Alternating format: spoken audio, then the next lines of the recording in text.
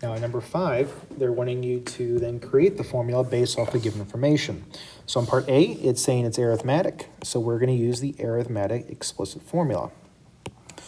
So for that one, because the first term is 15,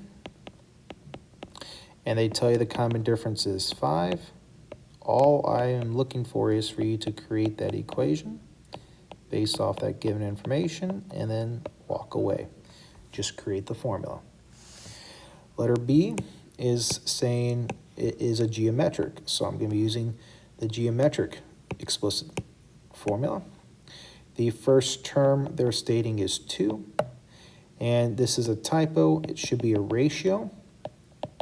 It's geometric, it should be a ratio, is -2. So create that equation, plug in G sub 1 and R into the right spots. And because it is a negative I'm plugging in there, I always like to use a parentheses on that. So I would get into the habit, anytime I'm plugging that in, make that a parenthesis. Okay, and then for the next one, it is back to an arithmetic. So with it being arithmetic, they tell you the first term is -10. Common difference is -3. Use the arithmetic formula. -10 minus 3 times n minus 1. And then the last one there is, get back to geometric. There is a typo. It should be a ratio. First term is 4. The ratio is 1/2. Use your formula for geometric. And because I'm using a fraction, I always also like to put them in parentheses. So right there is where I put in 4 times parentheses, 1/2. If it's negative and a fraction, I always like to do that right there, okay? Use the parentheses. Now what that is leading me to is then the last question here, where the last question essentially wants me to go ahead and create a formula to find a term down the road, the 30th term. So just like we did up here on number 5, we're going to do the exact same thing, but you got to tell me what the first term is and find the common difference. So on number 6, because it's arithmetic, okay, I'm using the arithmetic formula from up above, okay.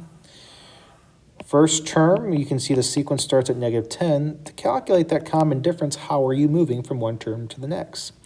And to calculate a common difference, I always take the second term minus the first term. When you plug that into your calculator, the common difference is -5. So to create that formula, the first term, how you're moving, the common difference, this is the equation we're now going to use to find the 30th term.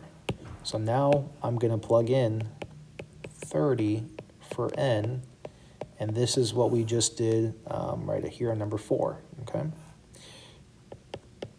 So go to your calculator and type in -10 minus 5 times 29. Type in exactly what we got, and you get -155. I'm going to do the same thing for letter B, but it says it's a geometric sequence. The first term is 1, we can see, and then the common ratio is what I need. How are we moving? Now calculate the common ratio. I always take the second term divided by the first term. That magic number then is the common ratio, which does check out. 1 times -2 is -2. -2 times -2 is 4, and so on. So the geometric formula is going to be the first term times, because it's a -2, I put that in parentheses, and minus 1. I want to get to the 15th term.